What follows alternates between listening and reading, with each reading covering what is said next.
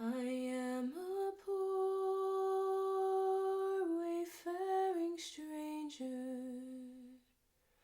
while traveling through this world of woe. Yet there's no sickness, toil, or danger in that bright world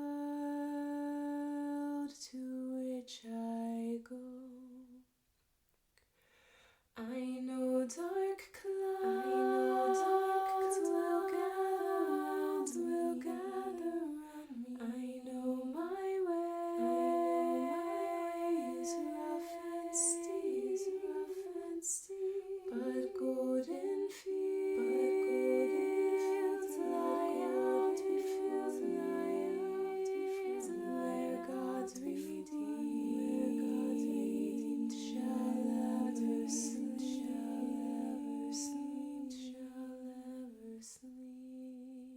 Hello and welcome to Tea Time Theology. This season we are talking about Star Trek Strange New Worlds, and we're going to be talking about episode 4, which is Memento Mori. Probably said that wrong. And I'm here with Taylor. Hey. And the Reverend Drake Douglas. Howdy. So, what does that mean? Memento Mori? Memento Mori. Latin for remember your death. So funny, this should come up. We've talked about this a couple times this season already, that there is a clear Christian call and faithful way to live into our life in the same sense that we are mindful of our death. And I think Christianity has a strong track record for looking at the life, death, and resurrection cycle. The thing about that cycle is that you need all three parts for it to work. And so we see that in big ways and small ways. But yeah, I think there's a ton of death in this episode, and clearly it's a fitting title. Yes. It's a tough one. This is a heavy... Yes. Yeah, this one was wild and confusing. This was... In my notes, I was watching it. I'm all like, "This is Balance of Terror without getting the other perspective," which is this is essentially like a submarine episode where we're fighting underwater. Right. Yeah. I mean, I guess spaceships are just air submarines. There's a reason why it's all Navy terminology. Yeah. That they use in Starfleet. Yeah, definitely. So in this episode, we get introduced to the Gorn. Would one of you like to explain who they are? Taylor would love to explain. Drake, would you like to take this explanation? I would not. Well, I mean, they kind of go through it in the episode. The Gorn are they're a race of hunters. That's what they do. They're like Klingons. They're like amped up Klingons. Like Klingons, at least you can kind of talk to a Klingon. Like you can't talk to a Gorn. Like that's the vibe of the Gorn. It's like they are no quarter. You are prey. We are predators. That is it. And that's why La'an. That's her intro into the universe. Like that. This was the Gorn is this first alien species or hostile alien species that La'an met on her colony ship. She was just on a ship going out to colonize another world, and they were attacked by the Gorn, and she lived through the horror of being under a Gorn system. And she even says that the only reason why she was let go or she survived is because she was the last one to survive, and that's what the Gorn do. It's like you leave one alive to tell the story, Right. And that's her vibe. That's what happened to her. And as soon as she realized... So she didn't escape. She No, she was let go, which is even, in some cases, even worse. Right. Yeah. She even says there's no intention that this person will survive, but it's just this really insidious sort of ritual that the Gorn do, that they send out their last prisoner, as this, I don't know, it's a very interesting thing. You said in passing, Taylor, that, this is one species in the Star Trek universe that we don't get their perspective right at all, you know, and so many, and basically every other, even the Klingons, like even like the baddest of the bad guys, at some point there is some point where we start to be like, okay, we're starting to see, and I love that the show makes it a point to do that. Almost at all turns and at all times. At least this far, right, there is no intention of doing that with the Gorn. The Gorn are, at least at our current place in the series, I think meant to just represent belligerent, ultimate evil, right? Yeah. You know, they are not meant to be a complicated, you know, kind of entity or race or species. They are evil, and that is kind of, I think, but it's just striking. It's like just a strikingly different approach, and so I think that's instructive for us to remember about them, at least in this episode. Is like I'm pretty sure the writers are being pretty clear here, right? That's what this is. That's what we're dealing with. We're dealing with kind of ultimate evil in this episode. Yeah, we've experienced or met hunter races before. In Star Trek Voyager, there's like a 2-episode arc where we meet a race of hunters, and they pick up Voyager and they realize that Voyager has holodeck technology, and what they're doing is they're using they've turned the whole ship into one giant holodeck, and they're using it to hunt the crew of Voyager. And when a crew member gets injured, they don't kill them. They send them to sickbay to get healed, and then they reinsert them back into the story. But like you said, that's like their culture. It's like a cultural thing for them. This is just straight up evil. Like there is no quarter with the Gorn. Yeah. Which theologically, I think for me, the clear theological theme here is what we would call theodicy, or meaning like the problem of evil. If there is a good, all-powerful, benevolent God, why does evil exist? And anyone who has claimed to have figured this out is lying. We have been wrestling around with this really forever, but especially through all of Christian history. And so I'm not claiming to like have an answer to that question, but I think it is always worth talking about the reality of evil, what God has to say about it, what God does about evil, what we know God to do about evil, you know, and all these things. So we have clear themes here about evil. There are, as we get through the episode, there are some really, really striking analogies to things like atonement, the crucifixion, things like that, and we'll kind of get there. But this was a clear theme for me in this episode. It was this like evil is present, and now we must do something about it. And we see different people doing different things as we go on. And I was just gonna say, like, because it's a narrative and not actually someone's life, I do think it's interesting that the Gorn show up on the day that she is like very clearly trying not to think about them. Remembrance Day. Yeah, like, it is Remembrance Day. She's there, like, thinking about her colony and is like, I'm not going to wear the badge. I'm not going to do it. We're just going to suppress. We're going to be fine. I think she's, like, definitely the character who's, like, on fire, being like, I'm fine. And it's like, you are actively on fire. But I do think there is something sort of, like, very specific about that being the day it is, and that's the day that the Gorn showed up for her to be like, nope, you can't actually outrun your trauma. You have to stand someplace and look at it. And once again, this is like a routine.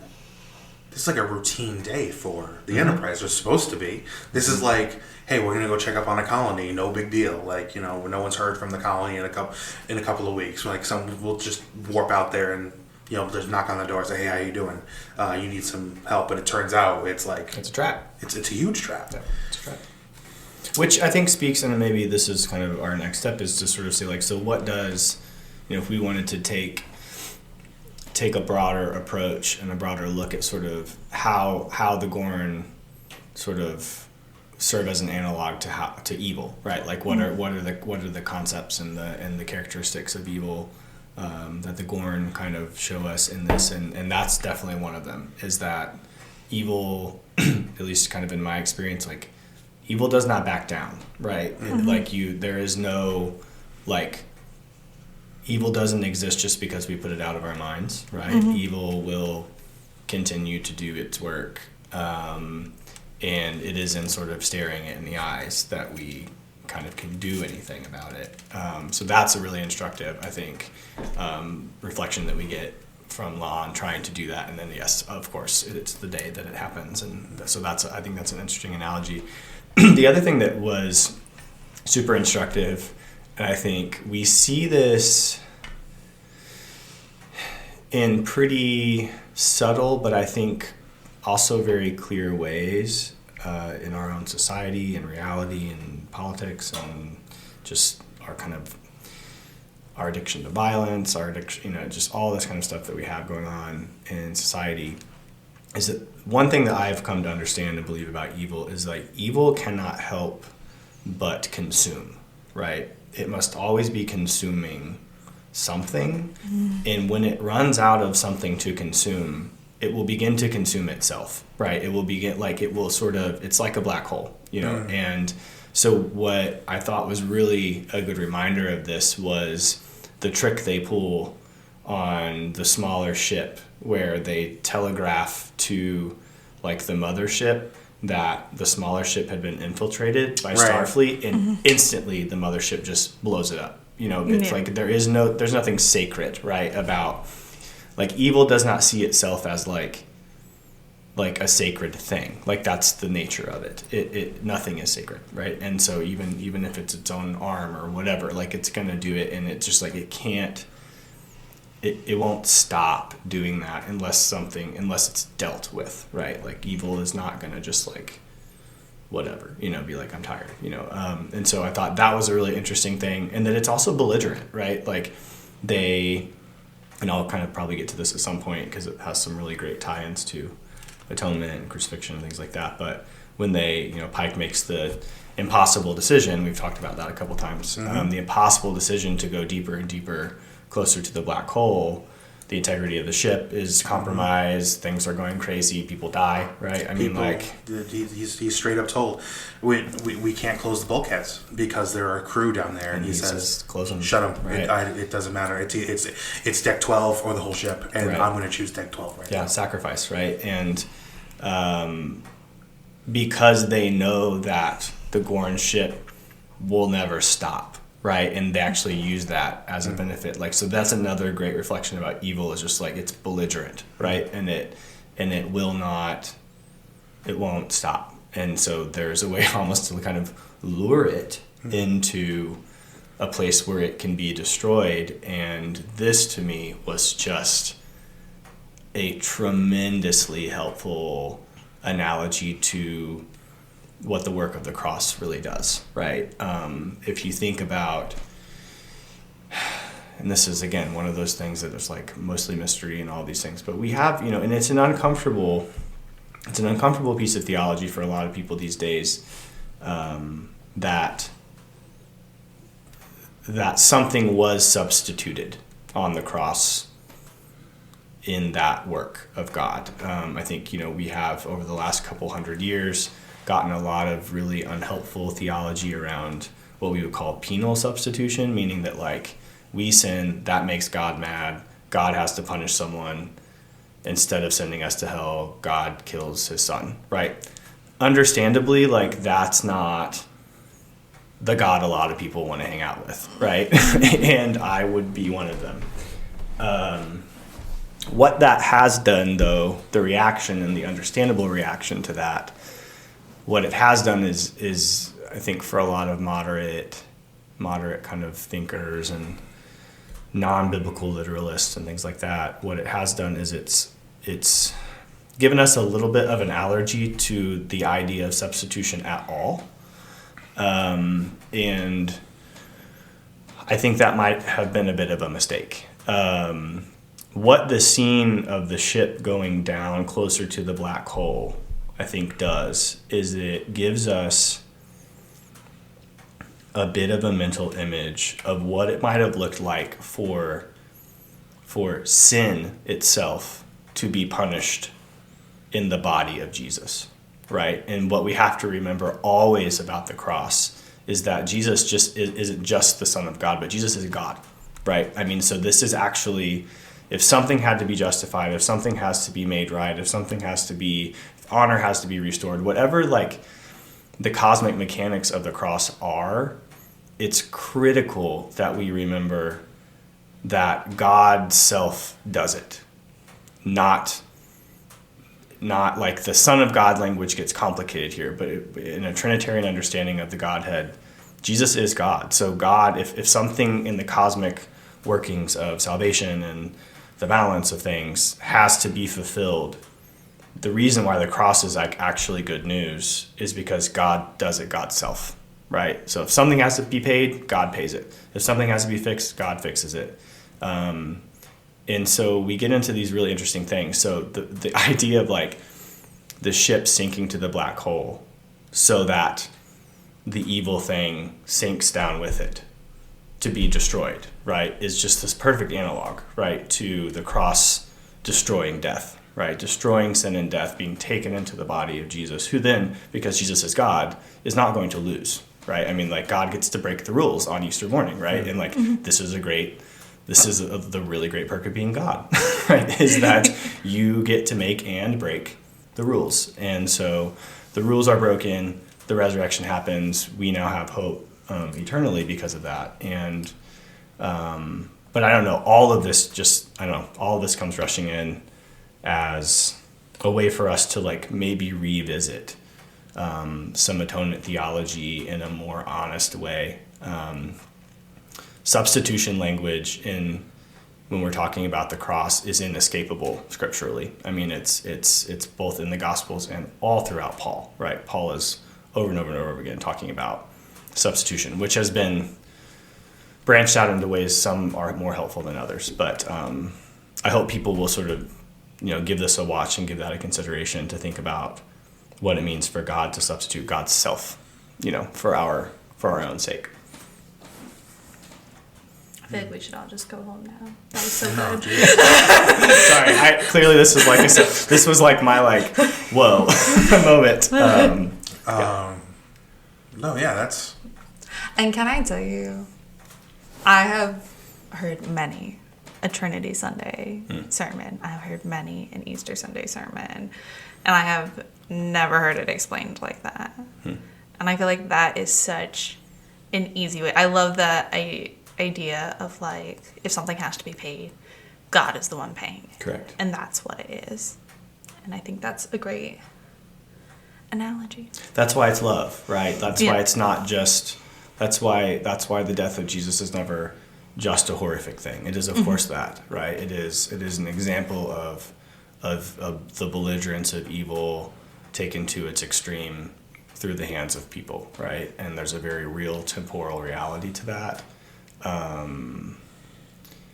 But the scandal of the cross is that it is good news somehow, right? I mean, and that's just like, whoa, think about that for the rest of your life, right? And so if it is good news and we trust that it is, it's kind of like, it's on us, right, to sort of root around for that. I think what you just talked about is having like an honest understanding of like what the actual Easter Sunday morning is. And I think we kind of see that in the like Vulcan mind melt that happens where she like relives her own trauma, is that like I feel like she had sort of like this idea of what that was like, and she's repressed it so much because she hasn't looked at it through the right lens. But then seeing it in this, her brother sacrificed himself so she could be okay. And not only that, but then showed her how to save herself in the future. And I think that is also the part of the resurrection story, is it's not just like, I did this so you're good now kind of thing. It's like, I did this, you're good now. Here's how to like be good for the rest of your life. And I think that is like the other part of it. And we get to see that sort of same narrative played out just in like a different way. Eternal life starts now, right? It doesn't start later. right? Yeah, like there's a way to live now that is so big and boundless and kind of spirit filled that it couldn't possibly stop just because the body would die, right? And like so like that we are invited into this project today, right? And that ideally will continue forever in some mysterious way that we don't know, right? And I honestly don't think a lot about like heaven, right? I mean it's and I think this is where I'm going to lose a few people, but we only have 5 listeners, so it's fine. Okay, great. So maybe if only one of you.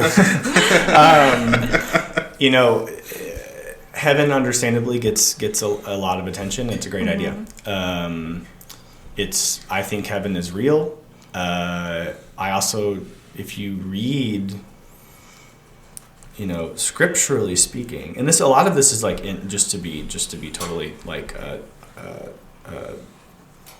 to not plagiarize here, like the whole sin being punished in the body of Jesus, like all of this kind of this is a lot of this is N.T. Wright is doing a lot of theologian kind of talking about the crucifixion, and then but his point always he's driving home, and I think this is what we kind of have to keep kind of focusing on to do a better job at understanding atonement and like kind of the point of salvation is that the goal of all of this ultimately is not just to go to heaven. That's shallow. Like that's not the point. That might be something that happens, but we read over and over and over and over again that God's mission in our world, instituted in the person of Jesus, is to remake creation completely, like bringing heaven to earth, remake a new heaven, a new earth, like all. So maybe I don't know. Heaven is like this like way station for a while. Whatever. It seems great, and it doesn't stop there, right? Like that's not the goal. And I think what you just said is so intricately tied into that because, like, redemption may have happened at a point in time, at least in our conception of time.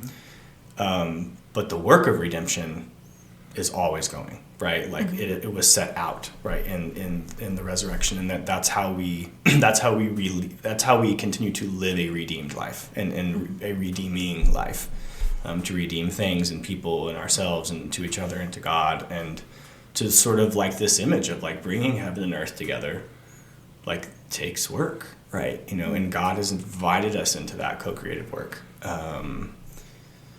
So anyway, yeah, a lot of really important theology cropping up in like honestly the last like 5 minutes of this episode.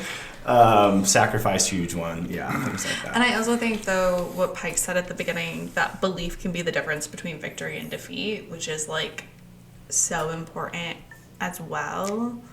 And like thinking through like, yes, it's important to like understand what's happening around you and be realistic with your optics, but also like if you don't believe you're gonna live through this, then like why should anyone else? Right. Right. It's like he says that he also like,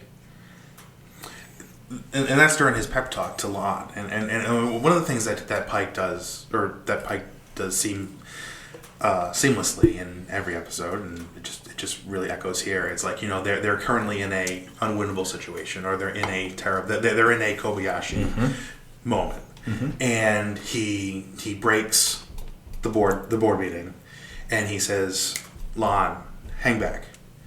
Are you good?" And what's really crazy about that is that Lon thinks nobody has noticed that she is like about to completely fall apart. She's not very well not she good. Is Like okay. Understandably. Yeah, no. And she's like, "What do you mean? What do you mean you don't think I'm good?" He's like, "Honestly, the entire crew can see that you are about to crumble." Right. And she like gives him like some straight ass answer, and it's bullshit. And he kind of like says like he's like, she's like, I can do this. I can do this all by myself. And he says, "No, you can't. We have to do this as a team, and we need to. And as leaders of this team, we need to make our crew believe in miracles, because if they believe in miracles, maybe they'll give us one. Mm-hmm.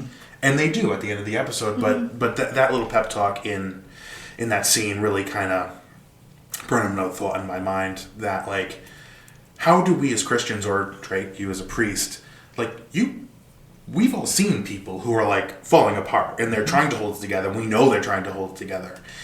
Like, how do you approach someone like that? And how do you say, hey, it's okay not to be okay? What's your pep talk, Drake? My pep talk? This is gonna sound so bad. My immediate pep talk, just to sort of, if it's like a true meltdown moment, right? Everything happens for a reason. That's what you say. Yeah. Everything happens for a reason. Doesn't that make you feel better? And here's my iPad. You can now leave me a tip, right? In the immediate, the older I get, and the more faith and belief and just like, I don't know, I see God working in the world in different ways as I've gotten older, and I experience my faith more and more so, like, in my body as I do in my head, and I think that's probably for the best, because my head is an increasingly terrifying place to be, And so my initial part of the pep talk is, I don't know exactly what's going to happen or how this is going to go or anything, but what I will tell you is that tomorrow you won't feel exactly like this, right? Tomorrow, and I don't know if that's going to be better or worse, but it will feel different, which means you're still alive, right? Like, that means that you're still here with us, and like, things can happen, right? It just like, movement is possible, right? Because I think meltdowns are ultimately a just absolute explosion of fear and anxiety that we will forever feel the exact way we feel right now. And that's terrifying, because we don't want to feel like this forever. We don't want to, or like, this will be the sum total of my existence, right? And it's a weird way that our brain and our heart and whatever. And so I think even before I enter into any God talk, which honestly sometimes is not what people will need. I mean, sometimes it is and sometimes not. It's just to remind people that, like, the luxury of being alive is that things can change, right? And I'm not going to give anyone a promise about exactly how that change will happen or what that will mean or what that will look like tomorrow, but you will probably not feel exactly like this tomorrow, and remember that, and that tends to get people to be like, okay,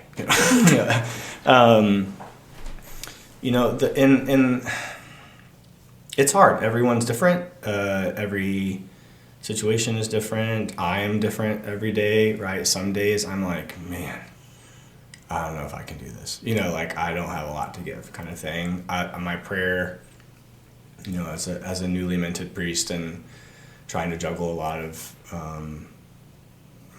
different and at times competing needs in different sort of sectors of ministry.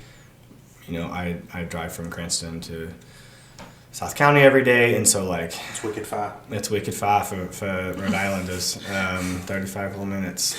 I don't know how you do it, Drake. I don't. I get that all the time. I'm like, do people actually say that? Oh my gosh, yeah. People are astounded that I spend an hour a day in my car. It is often the only time alone I get, so I'm happy to have it.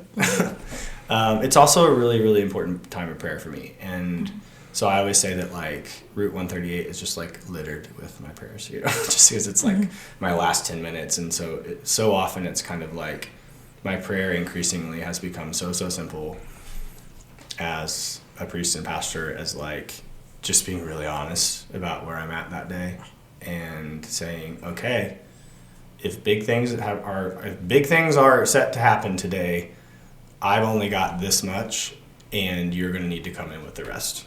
Right. And, like, it's been amazing to me how often that has just been true. Right. Like, it will come and it's, so there's something about, like, an openness here, I think, that, and we get this in this episode too, of, like, and this is the thing with, like, Spock and the On, right? It's just like, we do need help, right? We all do need help. We need help to sort of remember who we are at times. We need help to remember who we are called to be. Our trauma can do a lot with that, mostly negatively, but not always, right? And I just think that the through line here is just that, you know, evil, bad, dark, whatever, not that dark is always bad, but like, is still unfortunately real, right?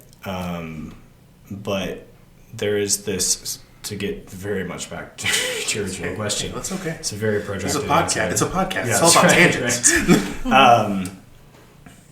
I think the way I do it is that I have to continue to believe personally that evil has been dealt with, right? It has.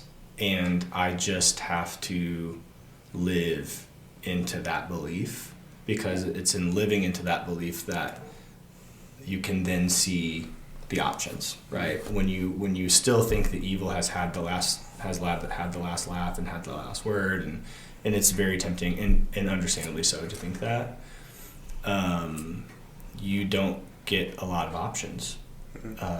But if you can hold space in your head and your heart, your prayer life and your spirituality to actually, and you don't have to know how it worked, how it happened, the mechanics of it, but just to say, you know, what if evil has been dealt with and I've been invited to like live like that?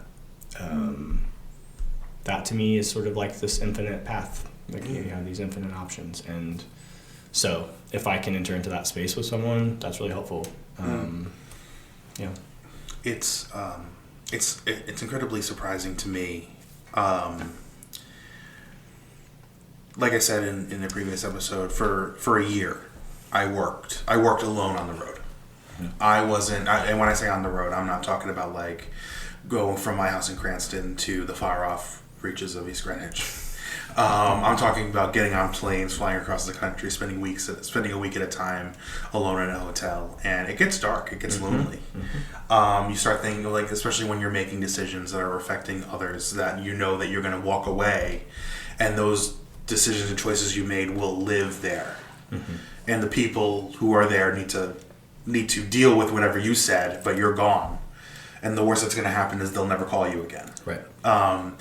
It gets dark and it gets lonely, and I found that to your point, like you wake up in the morning, you think, I only have this much to give today, and on those days when I had them, I found that somehow, some way, God would put somebody in my way who would stop me and say, or be there and just hang around for an hour while I'm having dinner at a bar or hanging out on break outside of a power plant or whatever, where we just talk and you let it all go, and it lifts you up, and it gives you it gives you that energy to push forward and finish out the day with the energy you didn't think you had. Yeah.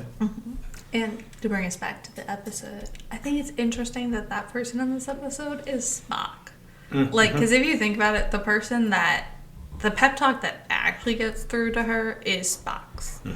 Is not anyone else's. And I think it's very funny that, like, it's the, like, cold-hearted, not cold-hearted, but, like, the guy who isn't known for being in touch with his emotions is the one who's able to get through to her beyond just, like, the mind meld thing. Like, obviously that was, like, a cheat code. But I also think that, like... It's overused, I think, the mind meld. I feel like the mind meld is way overused. Okay, well, this was my first experience of it, so I thought it was useful. You will come to agree with us. It's true. But what I was thinking about with that is that, like, yes, that was helpful, but it was also, I think, sort of that transparent language, which we had talked about before, is him being like, we might die on this ship. We're going to try and not to, obviously, but, like, this is what it's going to be, and, like, you're a good partner to die with. Pretty much what he says to her. And I think that also sort of cut through to her a little bit more than some of the other stuff, is that she knew she had that partner. Right. In some ways, you know, Spock might not be the most emotionally available person, but especially in this episode, and actually in most of them, he is the most faithful, right? He is the one who is like, I know what we're doing here, right? And I'm committed to it, and I believe that it will be worth it, right? And it's I think you're also picking up on like, she is inspired by his faithfulness, right, to what they're there to do, and like that might mean they die, but it's. I think we are often that for each other, right? In these times where it's like, you know what, I can't explain all of this. Evil sucks, but like I really do believe, right, that something good has already happened and will continue to, and like that's I think sometimes what we need, right, from other people. And don't forget, Spock is also going through, in his own Vulcan way, the same kind of thing that La'an is going through. Spock has a sister that he can't like everybody on that ship except for him and La'an had their little button that memorialized the ship that they were on, that they lost someone they cared about.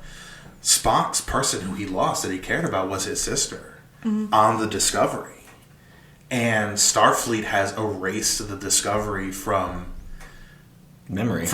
Like no one's allowed to talk about Discovery. But isn't there like a whole TV show about this? Yeah, and you should totally watch it because it's so good.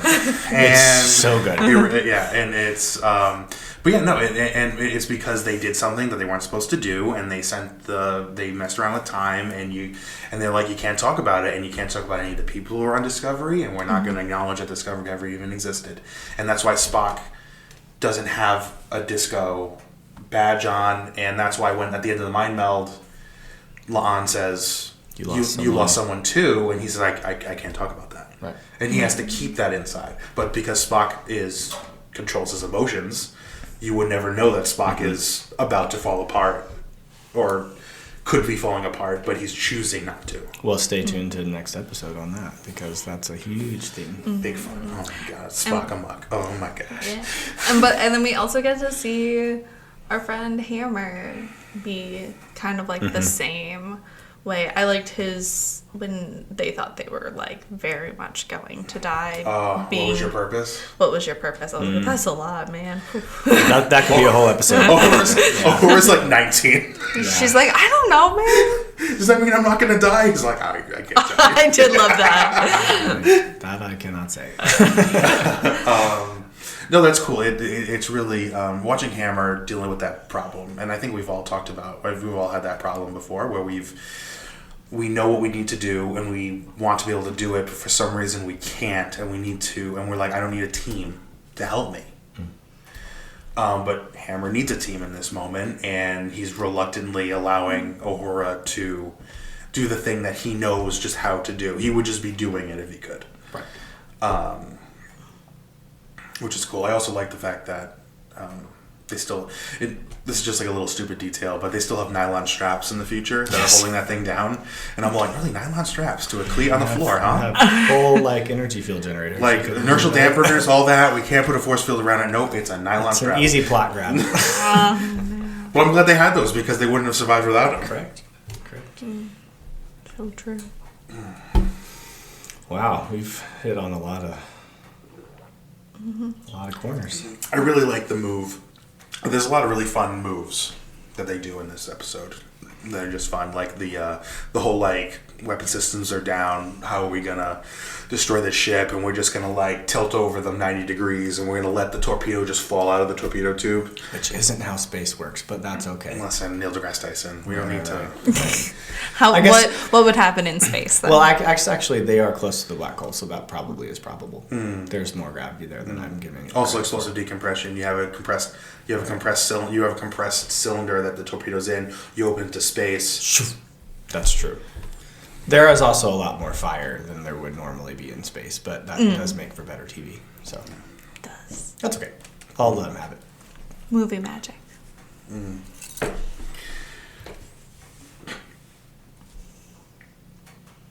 What do you think about this idea, though, that they, like, didn't actually defeat the Gorn? They just, like, hid well enough, pretty much, to, like, have them pass over them. Yeah. And, or go, like, Hebrew Testament here. I was about to say, you Is- said the key word. Is it like the same sort of thing with like the Passover as well, that they just like put the blood on the door, hid well enough in the black hole to like do the same sort of thing? We might be mixing metaphors a bit on that. I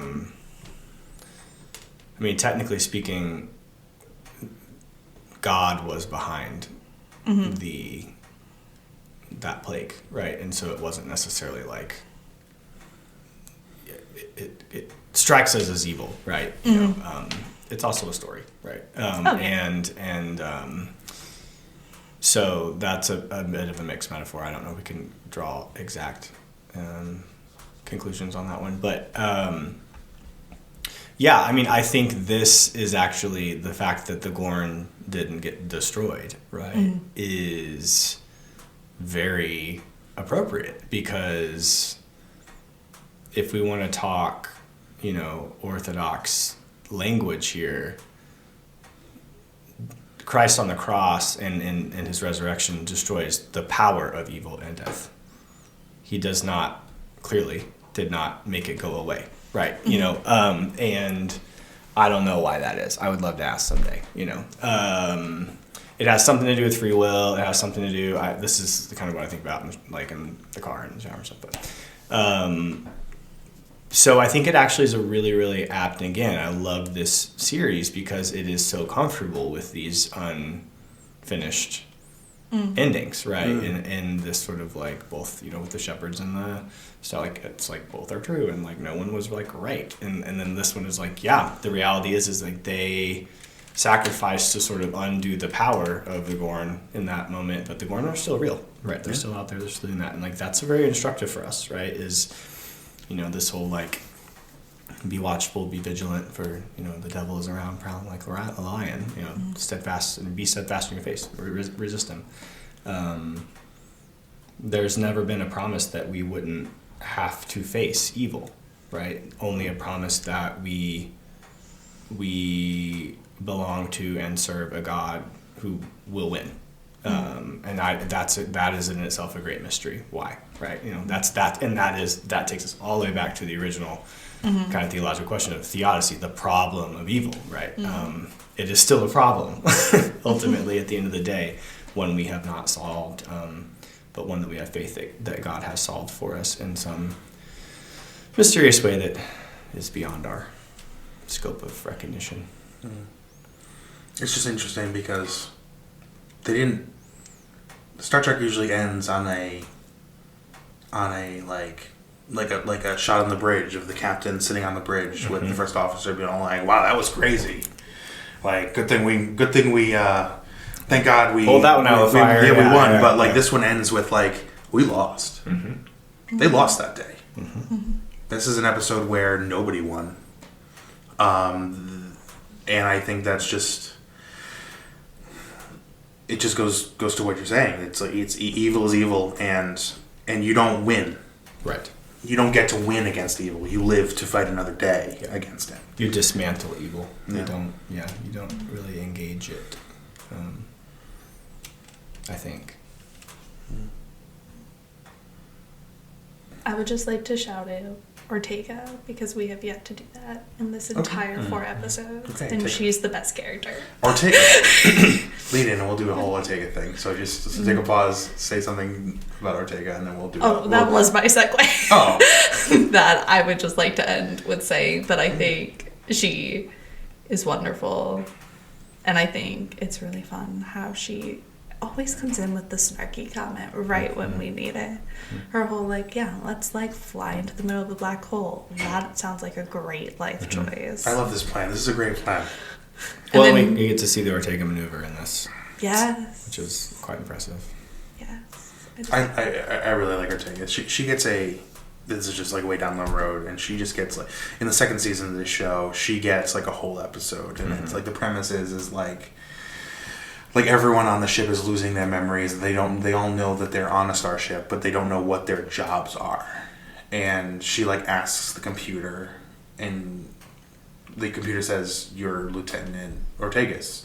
You fly the ship." And she just keeps saying that to herself because she keeps forgetting. And she's like, I fly the ship. I'm Lieutenant Aegis. I fly the ship. And she like has to keep saying it to herself through the hallways, up the turbo lift, to the bridge, get inside and trust herself that she will sit down at that control panel and know what to do. Oh my God, that sounds like parish ministry every day. Sure. Well, I was interested. This is my job. This is what I do. This is what I do. Like, It was funny. I was at a deacon ordination a while ago, and this was before I had watched any Star Trek. And their sermon was about how, and I haven't watched enough of this to know if his thesis was correct. I assume so. But it was that you wear red at ordination because that's like your first line of defense. And then like the people in Star Trek who wear red are like the first people who end up dead most of the time. Yeah. Like they're the first ones out. Well, they're the... that part is true. Yeah. But like the deacons and like the clergy and stuff are sort of like your first sort of, that's what your calling is to be sort of that. It's because red shirts in Star Trek are secure. They're operations. Yeah. They're security people. They're engineers. They're tinkerers. They're the people who are holding the ship. The red shirts are the people who are holding the ship together while the Gorn are firing on the ship. Yeah. So they are next to the things that are exploding. They are the security on the ground that go with the captain, and it's their job to make sure the captain doesn't die. Yep. So, I mean, in that, yes, I mean... There was also more, and this was years ago, but that was the sentence I remembered. Right. Yes. That, I guess if that's his understanding, then yes, that makes perfect sense. I think that is an apt metaphor. Yes. Once again, red shirts are a meme now, and I think that they have so much more to them than people give them credit for. 90% of it, they said it in Lower Decks. Like Boimler's like talking about the different sections on the map, and they're like, this is the bridge, this is sick bay, this is ops. There's a lot of ops. Everything on the ship is ops, because it's all operations. It takes a lot to keep a starship together. Wait, what are the color of the shirt? It's red. It's command gold. Then there's the yellow shirts, who are generally officers. Wait, so Una and Pike are wearing different colored shirts? No, they've. Sometimes. In a future episode, I think we do get Pike in a green tunic, and I'm like, I'm here for the green tunic. Yeah, I love the green. Like the green tunic. Like the green tunic is second only to Picard's captain jacket. Like that. Oh, that velvet jacket. Oh, love that velvet jacket. He's a vestment guy. I look forward to. But yeah, so it's command gold. Then there's ops red, science blue.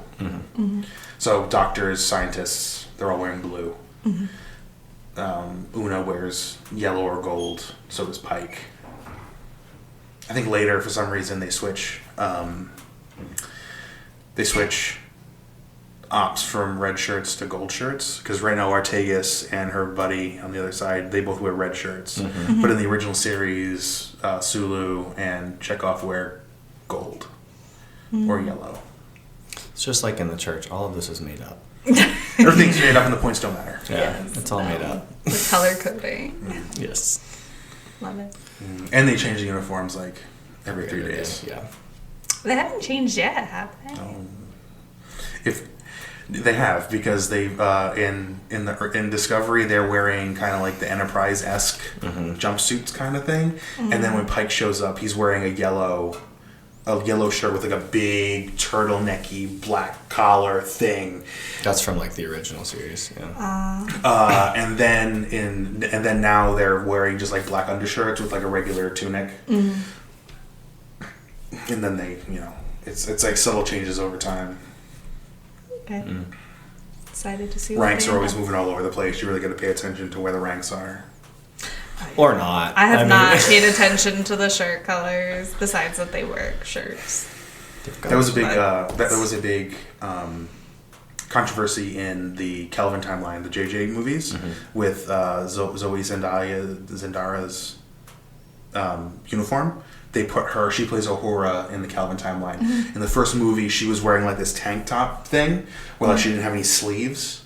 but in that in that timeline, the uniforms, the rank was on the cuff of your sleeve. So they essentially removed her rank from her. They took away her rank. Yikes.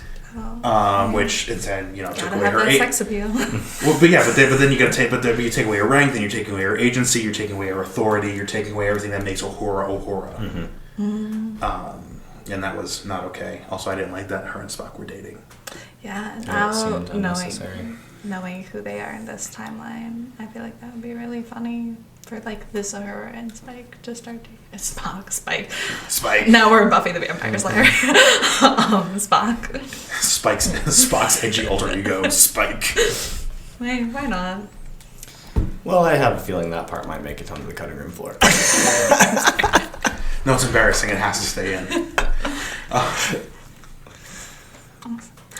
Well, thank you, Drake, for being here today. And if we wanted to see you in real time, how would we do that? You would warp down to Kingston, Rhode Island at St. Augustine's Church, which is on the campus of the University of Rhode Island. I'm the vicar there and also the Episcopal chaplain to the school. So we worship Sunday mornings, 9:30.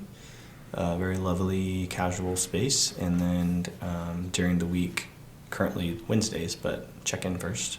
Some campus ministry, love to feed people. So come on in.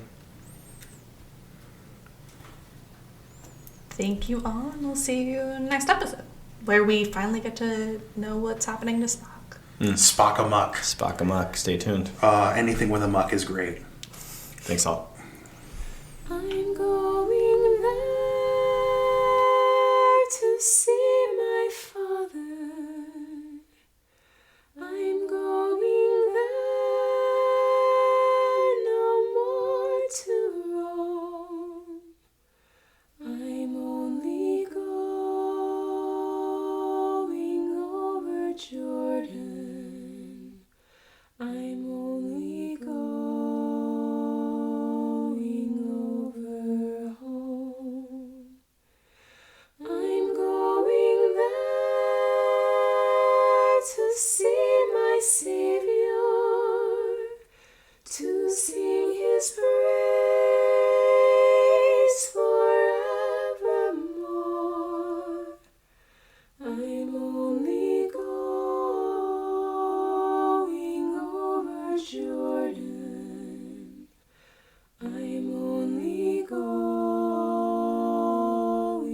over home. Thank you for listening to Tea Time Theology, a ministry of St. John's Cathedral in Rhode Island. We would like to thank our producers, Ivy Swinsky and Taylor Wilkie. Special thanks to Mariah Akande and David Hines for this season's music. Additionally, we would like to thank our sponsor, the Episcopal Diocese of Rhode Island, and the Right Reverend Nicholas Knisley, as well as our guests today.